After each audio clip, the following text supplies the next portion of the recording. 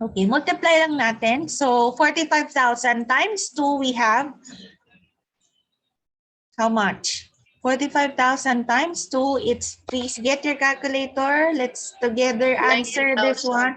Okay, correct. It's 90,000 pesos. So 90,000 pesos. Okay, next, multiply lang natin. Ulit yung 45,000 times 3. Okay, times 3 naman ulit itong 45,000 natin. How much? Para you know how to compute. Sige po. Miss Sarah. 135,000. It's 135,000. Next, Miss Glycen. Times 4 naman tayo. 45,000 times 4. Okay, correct. It's 180,000 pesos. Ayan. Para you know how to compute it. Sige, next. Times 5 naman kasi year 5, Miss, sige, Miss Amber, please. What's 45 times 5? 225,000. 225,000 pesos. Okay, next. Times natin. Aljek, times 6 natin.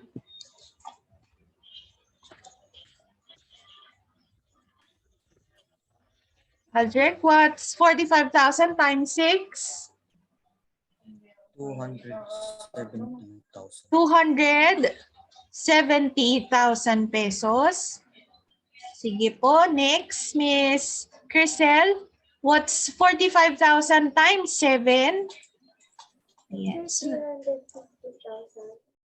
Okay, it's 315,000 pesos. And then, next naman, times 8. Ayan, Miss Kyla. What's 45,000 times 8? It is 360,000. 360,000 pesos. Okay, thank you. And then, let's continue. Times 9 naman. Miss Amber, sige po. 405,000. It's 405,000 pesos. And last one, times 10 natin. Yung 45,000 times 10 kasi nasa year 10 na tayo. Please, nag-log. RJ? 450,000. Okay, it's 450,000. Okay. Yan po yung accumulated depreciation for the year 1 up to the year 10. Okay, year 10 ng depreciation ng particular asset or object or property. Okay, paano naman po yung book value computation? Yung last column ng ating chart is the book value. Again, the book value is the amount to be recorded ng mga accountants or ng bookkeeper in their journal or their accounting books. Okay? Kasi nire-record, they keep track of the amount that is being depreciated ng particular asset or property. Okay po. Ano naman yung book value amounts? So, mag-start tayo ng 500,000. We need to subtract naman the accumulated depreciation. So, pababa ng pababa ang value. Book value na kailangan i-record sa accounting book. Okay? Sige po, let's compute. 500,000. Start tayo. Saan naman nanggaling yung 500,000? 500,000 is the original cost or original worth of property or an asset. Same with this problem, yung XYZ company depreciation schedule, meron silang equipment, machinery and equipment bought. Ang original cost ay 500,000 pesos. So, subtract lang natin. 500,000 minus first year accumulated depreciation is how much? Miss Glycen, let's subtract 45,000 pesos from 500,000 pesos. We have the difference of, ang difference natin ay how much? 455,000. Okay, it's 455,000 pesos. Again, isa-subtract lang natin ito, yung accumulated depreciation from the original cost. Okay? And so on. Dire-diretso yan down to the year 10. Okay, so subtract lang natin. Next, tawag tayo ng hindi pa natawag. Miss Rachel. Ayan. So, what's next? Let's subtract naman 500,000 ulit. The year 2 accumulated depreciation. How much? 410,000. So, 410. Later on, you will be computing then after this one. Okay, 410,000 pesos. Okay, subtract lang yan. This one, ito, sino-subtract lang here. Ayan, so-subtract lang siya. From the 500,000. Ayan. So, you will know how to compute. Isa-subtract lang po from the original cost or value ng asset. Next, Selena. Okay. Selena, what's the book value in the third year of the XYZ company? Selena?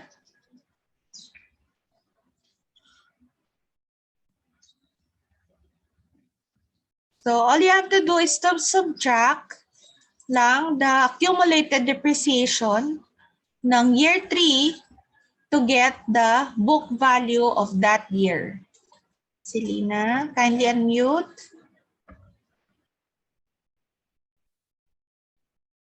Sige po.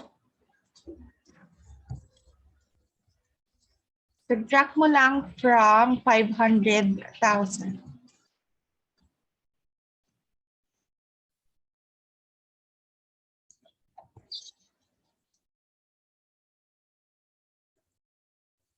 Ayan. Probably may problem on your audio, Miss Selena.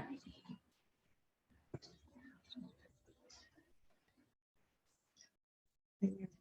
Wala. We cannot hear you. Ayan. Sige. We'll go back to you later.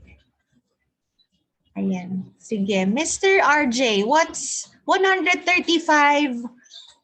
500,000 minus 135. Mr. RJ, kindly unmute po.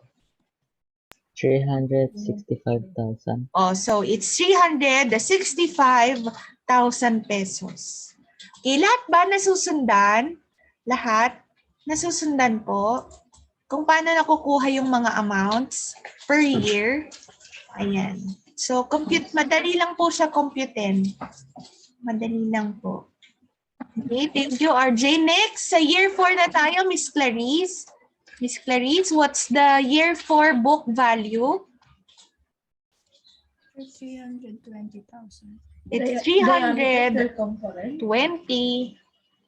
pesos. Okay, correct. Next is Archie. Mr. Archie, what's the year 5 book value?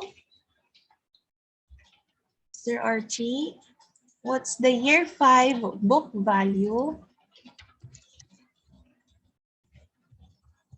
Year 5.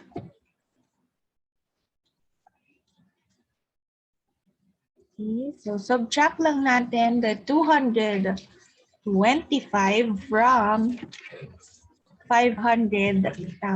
Mr. Archie, what's our book value ng year 5? Year 5.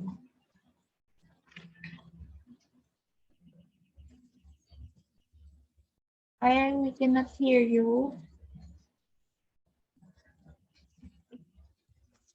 Sorry, we cannot hear you. Rinig niya si Archie. Parang he's talking. Yan. Sige, Archie. We'll get back to you later. Okay? Sige, Mr. Garcia. What's... Joaquin, Mr. Joaquin? What's 225 subtracted from 500,000?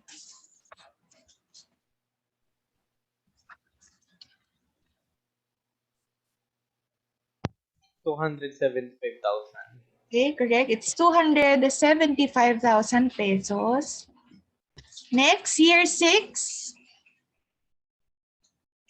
Year 6, what's 270,000 subtracted from 500,000? Yes, Miss Kyla?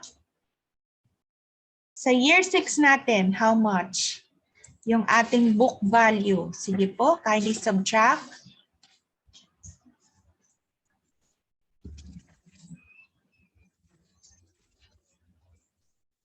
$230,000. 200, correct. 230,000 pesos na lang yung book value on the 6th year of XYZ company. Next, year 7. Sino pang hindi natawag? Sino pa po ang hindi natawag? And there are 2. Ayan. Yes, Mr. Marcus. What's the year 7? 185,000 pesos. Sige po. So 315 subtract natin by 500,000, correct? It's only 185,000 pesos na lang. Okay. Next. Sino pa po? So that everyone can recite. Ayan. I am giving you 90 to 95% if you are reciting. Yes, Ms. Patricia. Year 8. Sir, 140,000. Okay, it's only 140,000 pesos na lang. Year 9. Sino pa po ang hindi natawag? So, subtract lang natin. Miss Garrison. Yes? Sige. 95,000 po. Okay, okay. 95,000 pesos na lang sa year 9. Okay, ng book value. Yes, Miss Amber. Sa year 10 natin, we only have 50,000. okay. The last value na i-record sa year 10 ng accountant or bookkeeper ay 50,000 pesos na lang. And as you can see, okay, yung computation natin, meron tayong 50,000, meron tayong 45,000 computation, di ba? Annual depreciation, 45,000. You cannot compute for the whole, ito lahat ng chart, you cannot compute unless you know and follow the formula in finding the annual depreciation. Okay po? You cannot compute ito. You cannot compute. You cannot complete the whole chart unless makompute nyo muna yung annual depreciation. And then tuloy-tuloy na. If the annual depreciation amount is correct, ito yon yung 45,000 pesos, you can be able to compute for the whole year needed. Okay? And so with the accumulated depreciations, and the book value. Ibig sabihin, dito lang tumama, basta tumama na yung amount nyo ng first year lang ng annual depreciation, everything else follows. And it will now be correct. Basta tumama lang and correct yung inyong annual depreciation year 1. Okay po? Ayan. So, sige, let's continue the next example. Ayan, next example pa tayo para, ayan, before we proceed to yung statement. Ayan.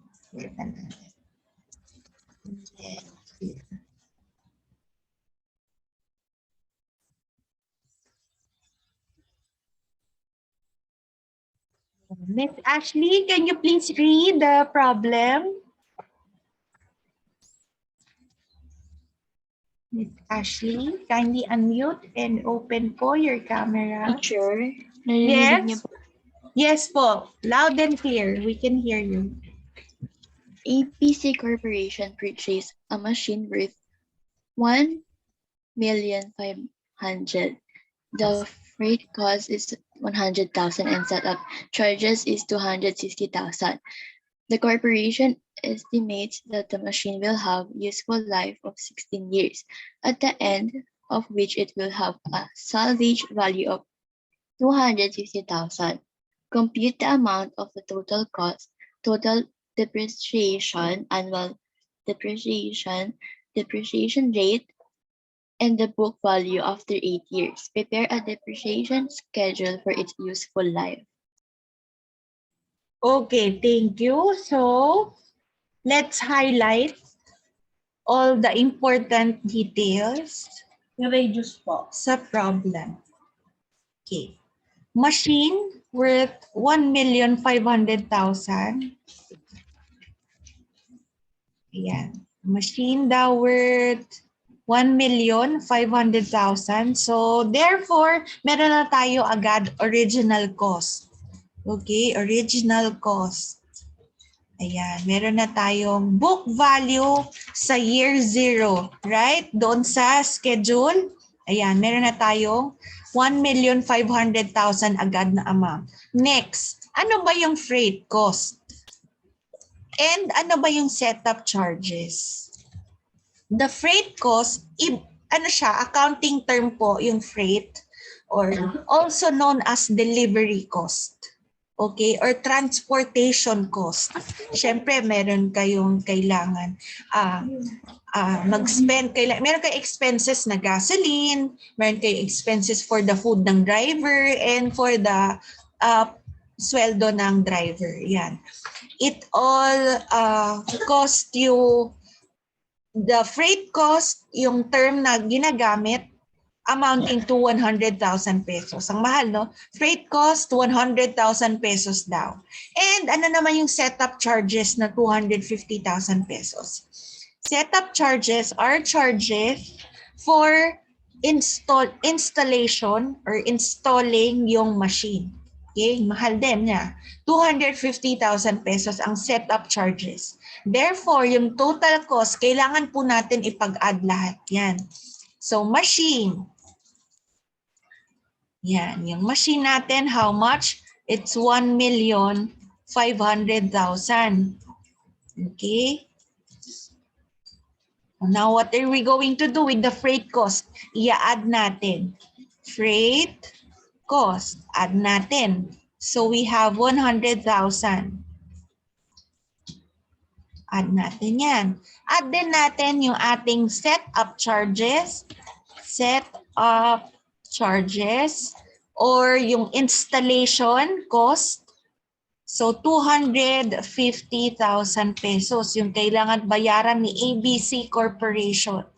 Now, what's the total or the original cost na kailangan i-record? So, lagyan natin ng peso sign.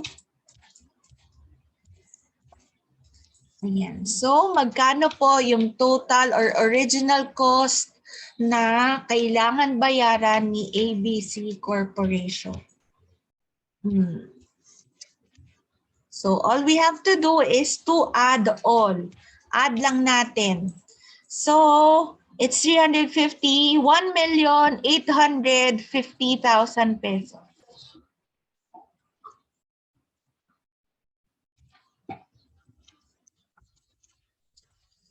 1,850,000 pesos ang ating costs, original cost or original worth, naka-inclusive na dyan yung freight cost at the setup charges. Okay, 1,850,000. Punta na tayo sa ating total depreciation computation. Ito po. Now, what's the formula in finding the total depreciation? What's the formula in finding the total depreciation? Miss Sarah, what's the formula in finding total depreciation? Ano yung ating formula? Miss Sarah, what's our formula? So we cannot compute the annual depreciation unless mag-compute muna tayo ng ating total depreciation. Yes, Miss Amber. Hindi yata. Miss Amber, what's the formula? Formula muna tayo. In finding the Total cost subtracted by scrap or salvage value. Okay, correct. It's total cost subtracted by the salvage or the salvage cost. Pare-pares lang yan. Trade-in cost. Ayan. Salvage cost or value. Okay, correct. So, equal lang tayo. Equal. Now, what's the total cost then, Miss Amber? What's the total cost? Is it the 1,500,000 o yung 1,850,000 pesos? 1,800,000 po. Okay, it's the 1,850,000 pesos. Okay. Minus daw natin. Okay, let's enter that. Dito tayo.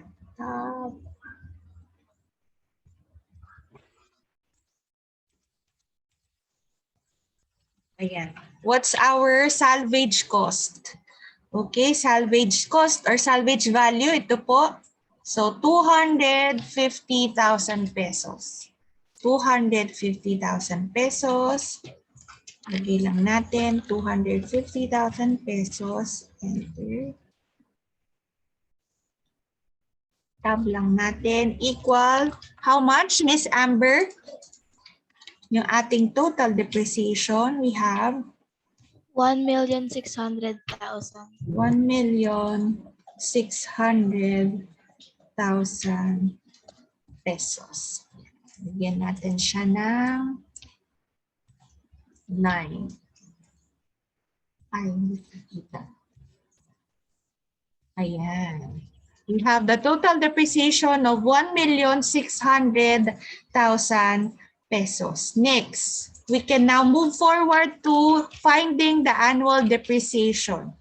Okay, what's the formula in finding the annual depreciation? Thank you, Ms. Amber.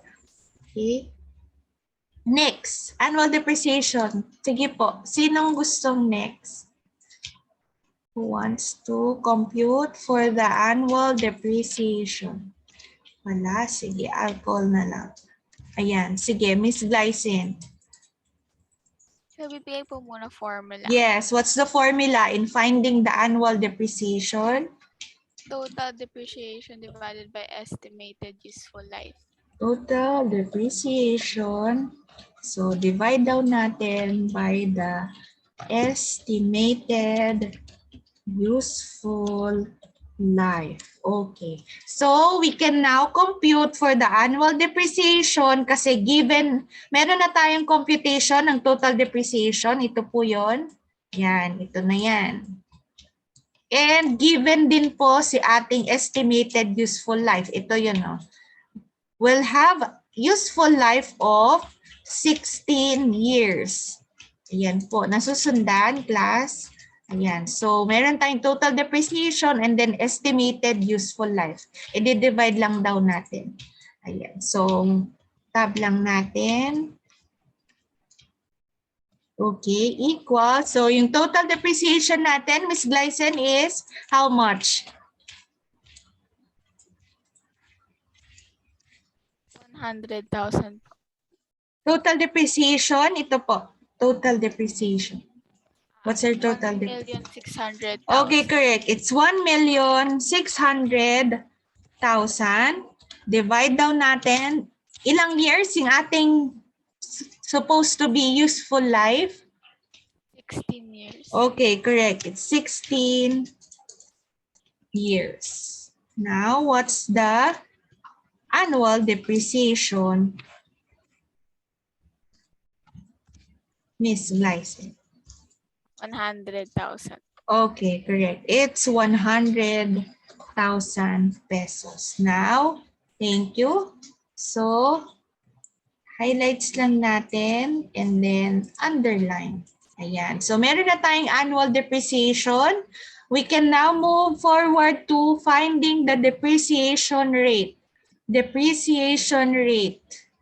Okay, rate. Ibig sabihin, ilang percent ba nagbababa ng value ang isang asset? Ang isang property.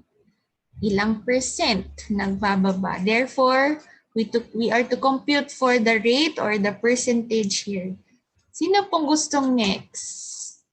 Thanks, Lyse. Next. Sino gusto next? Yan. Kaya pa to. And less than 2 minutes. Wala po.